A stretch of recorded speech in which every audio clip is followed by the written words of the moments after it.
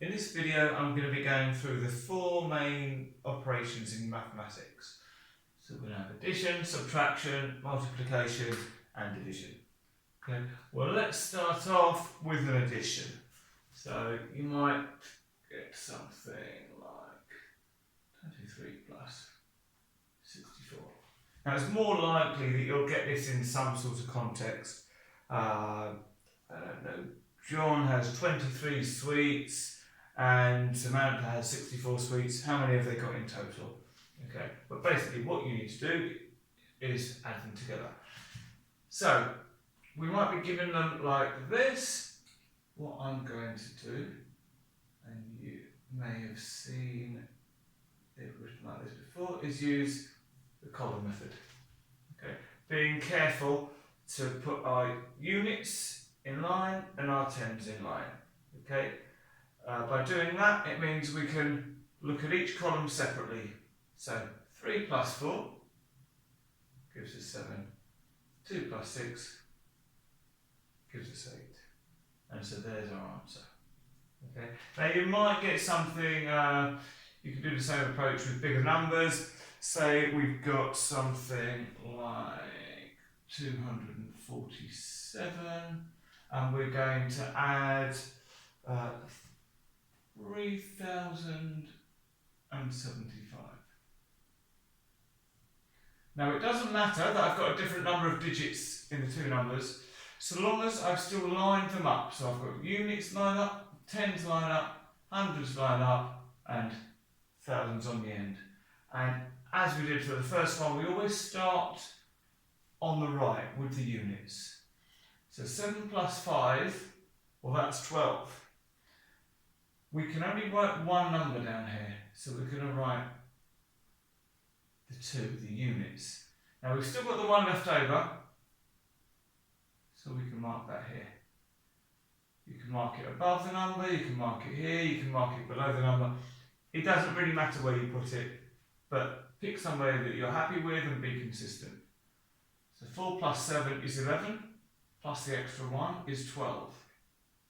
So again we write the units, and we call it carrying, so we're carrying this 1 across. 2 and 0 is 2, add the extra 1 is 3. This time we've got nothing to carry across, and 3 plus nothing is just 3. So we've got 3,322. Okay.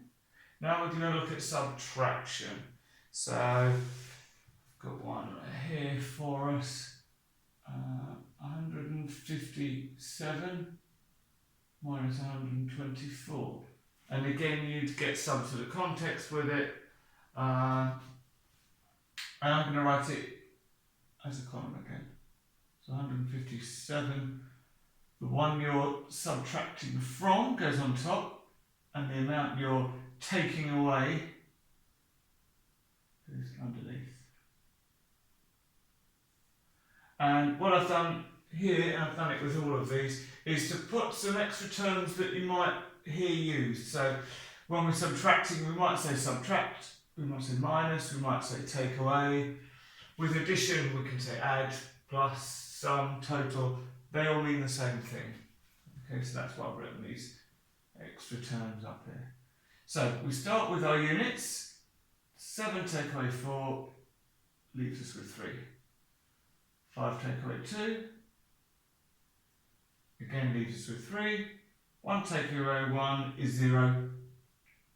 You can put the 0. Sometimes it's good to do it for completeness, but if I was writing my answer afterwards, I would just write it as 33.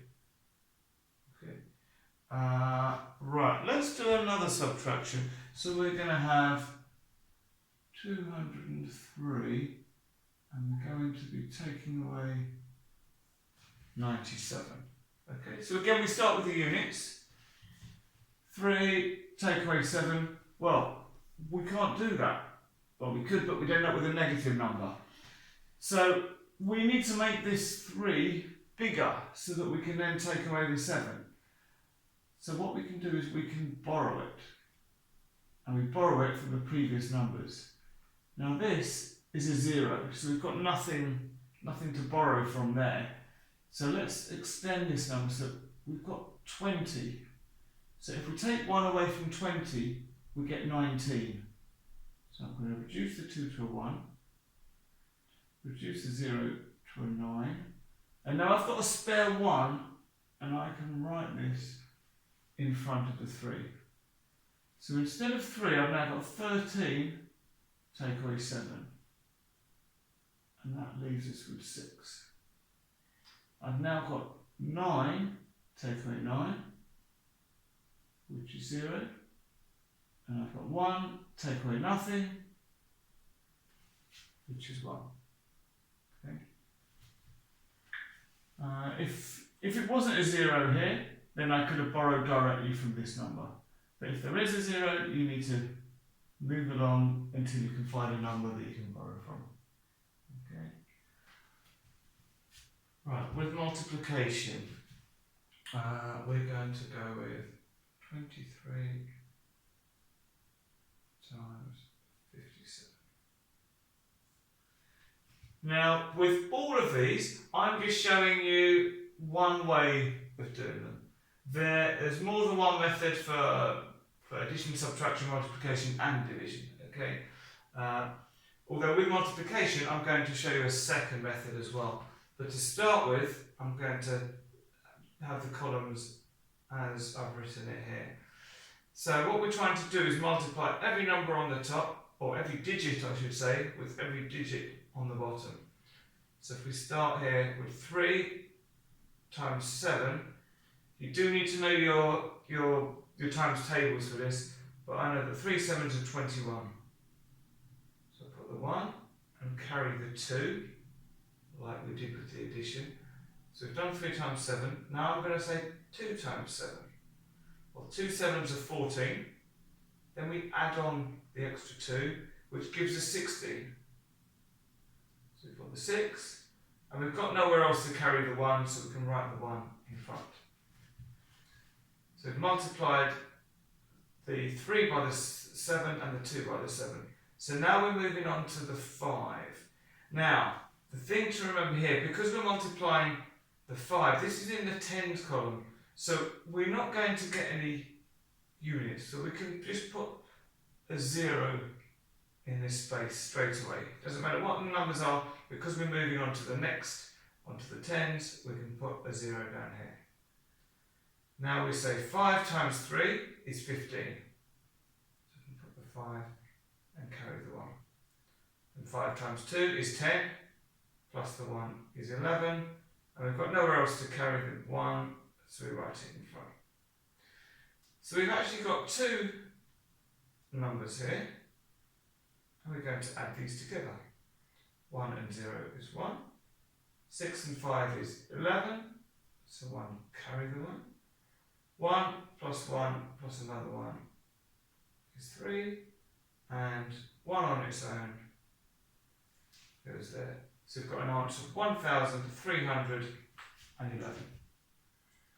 Okay, now I said I'd show you another method for multiplication, and this is to use a grid. So I'm going to draw a grid. I could have given myself more space, but I'm going to fit it in here. Put times there so that we know what we're doing.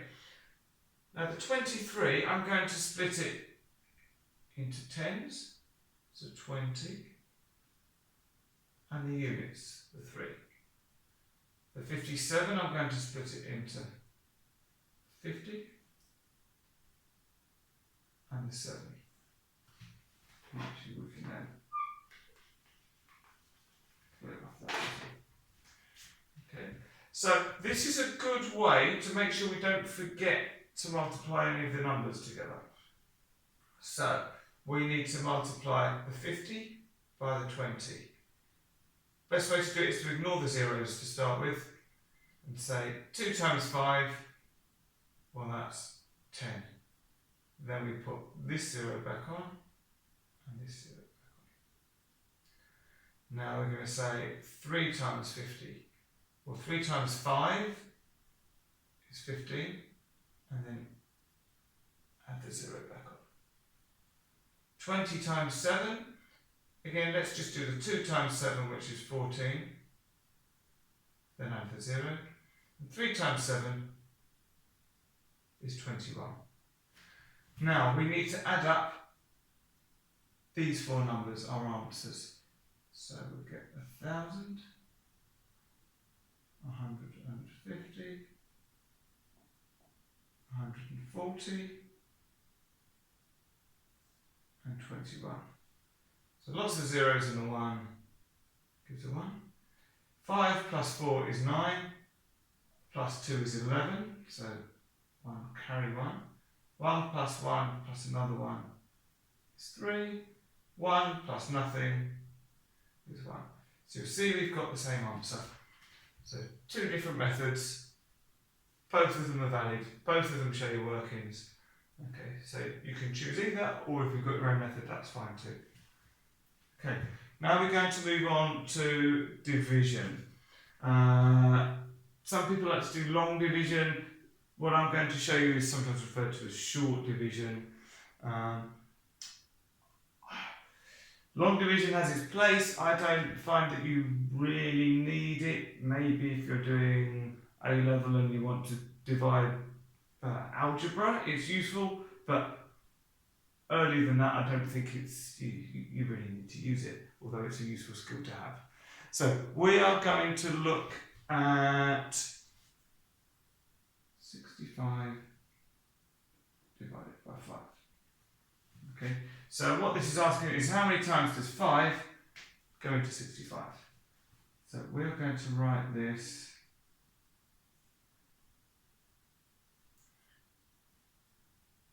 using the bus stop method. So this is supposed to be our bus shelter. So we write the 65 in the shelter and the 5 outside.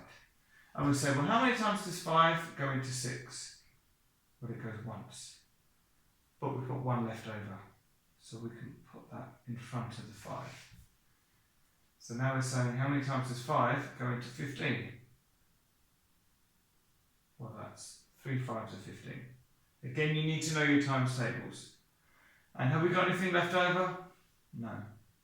So that's our answer. 65 divided by 5 is 13. Okay. Now, you might get a bigger number, so maybe we've got 225 divided by 3. So again, we're going to write the 3 on the outside, 225 inside. How many times does 3 go into 2? Well, it doesn't. So we'll put the 0 up there. But we can carry this 2 because we haven't used it yet. So we carry it across. So now we're saying how many times does 3 go into 22? Well, 3 7s are 21. So 7. But we've got 1 left over. 3 7s are 21, but we've got 22. So we put the extra 1 here. Now we say, how many times does 3 go into 15? Well, that's 5. So 225 divided by 3 is 75. Now with both of these, the number's gone in exactly. We've not had anything left over. So if we change this, if we had 3 going into 226, well, the start would be the same. 3 into 2 doesn't go. Carry the 2. 3 into 22 goes 7 times with 1 left over. 3 into 16, well, that still goes 5 times, but 1 left over, so remainder 1. Okay. And there you have it. The 4 basic operations of maths.